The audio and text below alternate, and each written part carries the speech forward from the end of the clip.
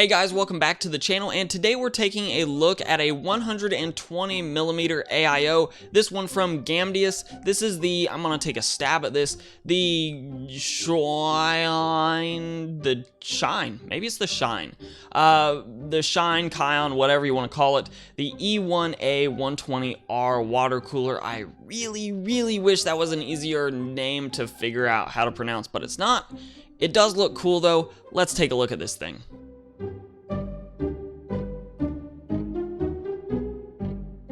So behind me, I have the box for this guy, and this has a couple of features that are not necessarily common on all of your modern AIOs. Specifically, it does have a remote control, and we'll get more into that later, but the remote control controls everything from the fans to the LEDs. Everything is controlled through the remote, but you can tie the system into your motherboard through an addressable LED header, in which case it is compatible with a Gigabyte's Fusion, Asus RSync, MSI, Mystic Light, basically all of your normal RGB controlling applications that you can use inside of Windows. You can tie in with this if you have the right header on your motherboard. But I'm not going to waste a whole lot of time going over the box.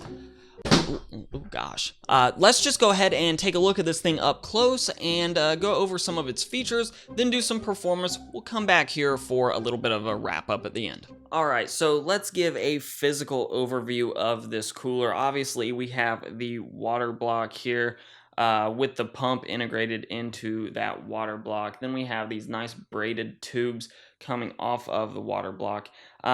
And they look really solid. There's no doubt about that. The heat shrink around where the tubes actually go into the radiator could be a little bit nicer, or maybe a little bit smaller, have some way of sort of covering that up a little bit. They don't look altogether bad, but it definitely is a transition from the actual tube to the radiator itself. Then we of course have the radiator, the fan, which you'll notice has LEDs on both sides there, where you can see the LED through either side. So it doesn't matter what the fan orientation is, you're gonna be able to see the LEDs. And frankly, if you're buying this cooler, you're gonna want to, because that's one of the big selling points of this thing, is that it can fit into any build because of that RGB element. Now you'll also notice there's a fill port over here, which I haven't tried to remove. And it's likely just where they're filling this loop in the factory itself. It's likely not meant to be actually removed and serviced by the end user, so it's likely you'll never have to fiddle with it. But if you are the type of person that's more of a do-it-yourself type, and you want to, I don't know, maybe expand the loop in some way, this could potentially be useful for you. It is worth mentioning though. And while I'm here, I did want to go ahead and point out the mounting system for this pump is not as simple as the Asetek AIOs, which just sort of use that ring mechanism. It's very simple. In fact, I can kind of show you one in here. You can sort of see it, but the ring itself detaches from the water block.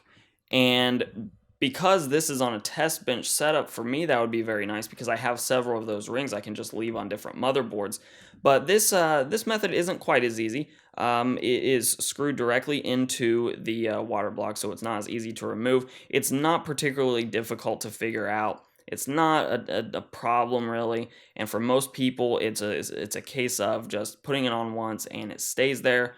But it is something to be aware of, that it is not the world's most friendly mounting solution, but by no means is it the world's most unfriendly mounting solution either. Now down below here we have the magnetic sort of control point of this whole system, where you run your LEDs into this little box, and it comes with a remote control that you can control the LEDs both on the fan itself as well as the water block. You can actually integrate this in through these plugs into a motherboard that has addressable RGB headers on it. So you can run this through your motherboard if you have the 3-pin LED header, not the 4-pin header that was typical of the early motherboards that integrated that. We don't have a standard connector here for the fans.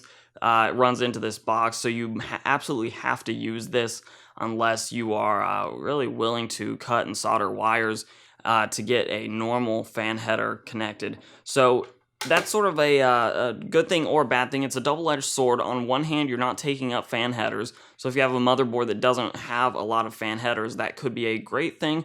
On the other hand, you won't have control of your fans directly through the motherboard like you would if you were just plugging them into a normal fan header. Now, the bright sides about this little control box, first of all, it does have magnets on the back, so it will stick almost anywhere in your case. Most people, I imagine, are going to put this behind the motherboard tray, and if you have a case that can accommodate that, it is an absolute perfect spot for it. And the other nice thing here is that they used a SATA power connector and not a Molex. So good on you guys there for using that. No one wants Molex power connectors anymore, especially because a lot of newer power supplies, if you're getting the higher end power supplies, they might not even come with Molex connectors. So good on you, Gamdias, for using the SATA power connector. And now, just to give a quick overview of the remote, this is what it looks like. It has a small round battery that goes on the bottom. By the way, a battery was not included with my unit, so you'll have to get a battery on your own unless it was just mine that they forgot, or it somehow just didn't get put in the packaging. But I just stole a battery from another remote and used it on this. You can change the effects down here on the remote. You can change colors individually. And in person, the LEDs actually are pretty vibrant. They're comparable to the motherboard LEDs that I have, as well as the Trident Z LEDs as well. You can turn them off altogether. You can turn them on. You can actually adjust the fan speed on the remote. So even though you're not running your fan through the motherboard, you still do have fan speed control through the remote, which actually in some cases is more convenient and in other cases may be less convenient. For me, I would rather just have a fan curve set up and do it that way. You can also dim the LEDs using the remote, so you can, if it's at night maybe, you want to turn your LEDs down a little bit. So there are all kinds of other effects that you can get into with this remote. I just like leaving it on the rainbow because that matches everything else that this system has going on with it. But the remote does work very well. I cannot complain. And by the way, this is not one of those remotes that you really have to have pointed directly at the unit for it to work. So if you have your control unit sort of buried in your case somewhere, it should be just fine.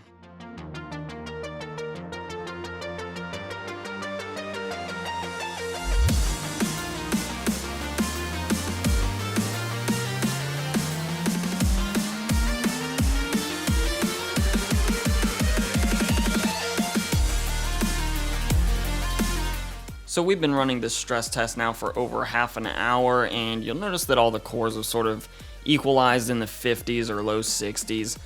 Nothing too unexpected there. So if we go over to the statistics for this stress test right now, we're seeing the CPU averaging in the 50s pretty much on all the cores, with Core 4 being the exception there at 62.6.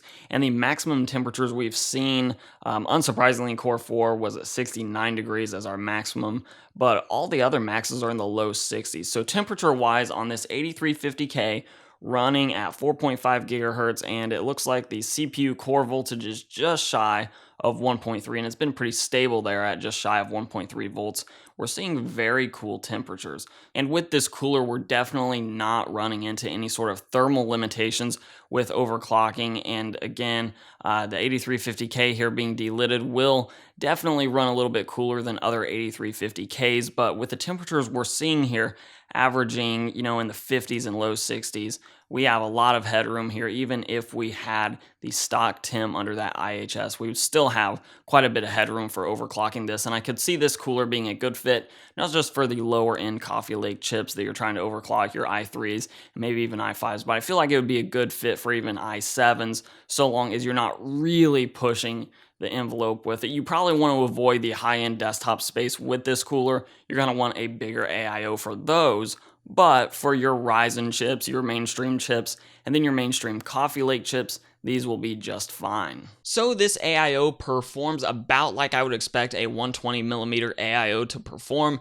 It is a very flashy design with all of the LEDs. You can customize it to fit in with your color scheme, which is always great. So one of the reasons that I love RGB elements is just that you can make everything fit exactly, perfectly color coordinated into your system. I really like the integration here, but there are some trade-offs there with the integration with the remote versus just running it through the motherboard, or perhaps maybe even a USB header instead of using the remote system. Some people will love that integration, other people will hate it. Really, it's up to you to decide whether that part of this particular unit is worth it. Also worth noting is with all of the cables coming off of the fan, the pump, everything, cable management is a little bit essential. So if you're in a case that doesn't really have cable management, maybe you don't have a spot behind the motherboard tray, this unit may not be for you. Now we have to go ahead and talk price a little bit. On Newegg right now, this system is $68.27.